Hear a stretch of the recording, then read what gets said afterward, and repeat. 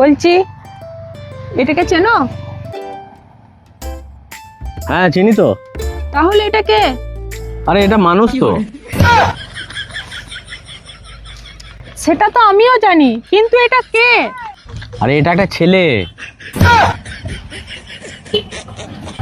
সেটা তো আমিও জানি, এটা একটা ছেলে, কিন্তু এটা কে?